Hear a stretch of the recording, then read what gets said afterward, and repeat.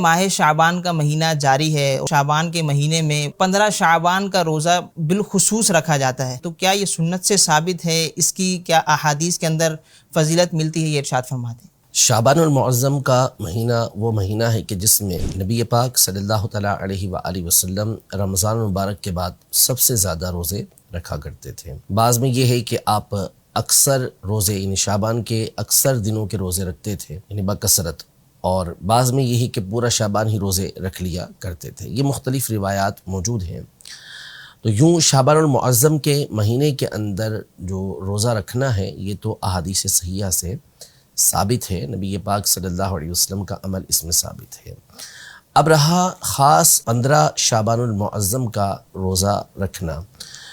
تو اس حوالے سے بھی ایک حدیث مبارکہ جو سنن ابن ماجہ کے اندر موجود ہے،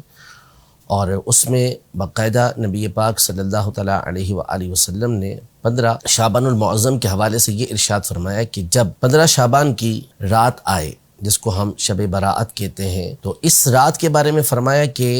قوموا لیلہا، اس کی رات کو قیام کرو، یعنی رات عبادت کرو، اور صوموا نہارہا، اور اس کے دن میں روزہ رکھو۔ تو خاص اس دن کے حوالے سے نبی پاک صلی اللہ علیہ وسلم نے روزہ رکھنے کا حکم ارشاد فرمایا۔ اگرچہ کہ سند کے اعتبار سے اس حدیث پر کلام کیا گیا ہے، ایسے ضعیف کہا گیا ہے، لیکن جس طرح اصول محدثین کی روشنی میں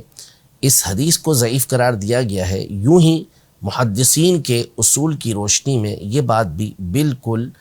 واضح ہے کہ فضائل اعمال کے اندر جہاں پر کسی عمل کی فضیلت آئی ہو، ترغیب دی گئی ہو، تو اس میں ضعیف حدیث پر عمل کرنا یہ بالکل جائز اور مستحب کام ہوتا ہے۔ تو نبی پاک صلی اللہ تعالیٰ علیہ وآلہ وسلم کی اس حدیث مبارکہ کی روشنی میں خاص 15 شعبان کا روزہ رکھنے کا حکم بھی ہوا، اور اس رات قیام کرنے کا یعنی عبادت کرنے کا بھی حکم ہوا، اور ویسے بھی دیگر احادیث طیبہ جو صحیح ستہ کے اندر موجود ہیں، صحیح حدیثیں ہیں، اس میں یہ مذکور ہے کہ نبی پاک صلی اللہ تعالیٰ علیہ وآلہ وسلم شعبان کے اکثر دنوں کے روزے رکھا کرتے تھے۔ اور جب آپ سے اس بارے میں پوچھا گیا کہ آپ اس مہینے کے روزے خاص طور پہ کیوں رکھتے ہیں، تو آپ علیہ السلام نے ارشاد فرمایا کہ اس مہینے میں اعمال اللہ کی بارگاہ کے اندر پیش کیے جاتے ہیں، اور میں چاہتا ہوں کہ جب میرا عمل اللہ کی بارگاہ میں پیش ہو تو میں روزے سے ہوں۔ تو ظاہر ہے کہ 15 شعبان تو بالخصوص وہ رات ہے جس کے بارے میں اقوال موجود ہیں کہ اس رات